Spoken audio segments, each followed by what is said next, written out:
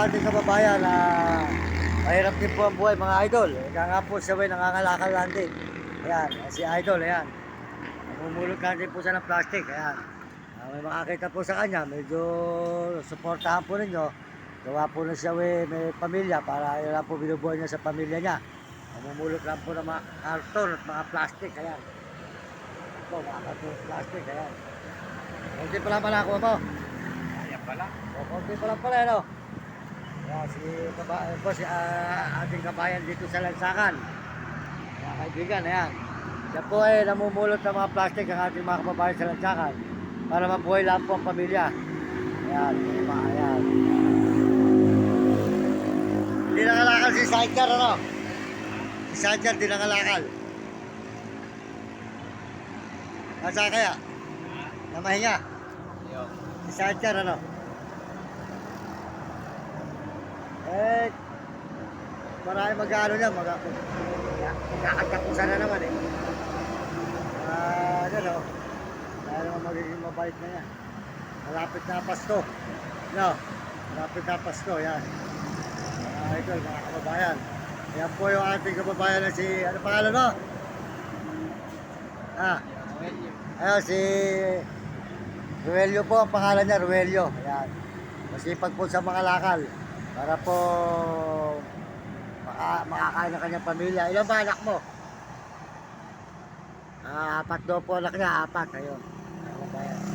Ang kanya pong anak ay apat ni Rogelio. Ayan, yan lang po binubuhay nila sa kanilang mga anak. Ayan. Lakal, mga kababayan. Ayan, namumulot siya ng mga plastic. Ayan. Ang kanyang hanap buhay.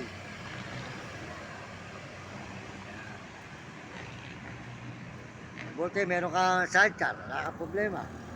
Hindi ka na makaka-naglalakad. Hindi ka mukha na iba, naglalakad lang.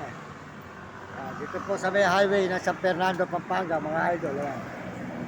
Yan po siya namumulot ng mga plastic, mga kalakal. Ayan.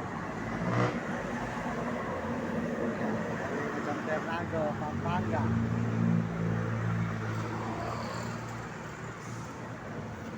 Pagka bahala yun, nagabot dyan mamaya.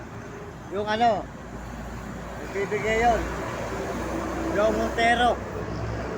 Montero, nabibigyan ka ba nun? Kulay puti. Hindi nabigyan ka nun. Doon, nakanawagan ka dun eh. Nang nabutan ako rito eh, nakita ka nun, binigyan ka, wala. Ikaw ba yun? Yun, no? Ikaw yun.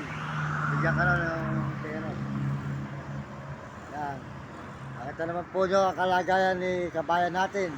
Dito sa may mga kababayan natin sa Lansakan. Mahirap po talaga sa Lansakan mga kababayan. Pag wala ka napulot na sila mga plastic, wala pong pagkain. Ayun, hirap po. Sige. Okay. What's up po sa mga kababayan. Ayan. Siya po nakakaawa po yung ating mga kababayan na ito. Siya po ay nangangalakal lang. Ayan, mga idol. Tapos ng mga plastic.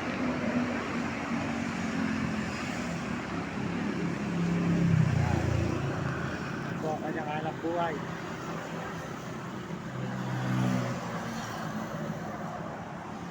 Sige, lakad ka na. Okay. Lakad na po siya, mamumulot na po siya ng plastic mga idol, mga kababayan. Para meron po siyang pagkain sa araw-araw.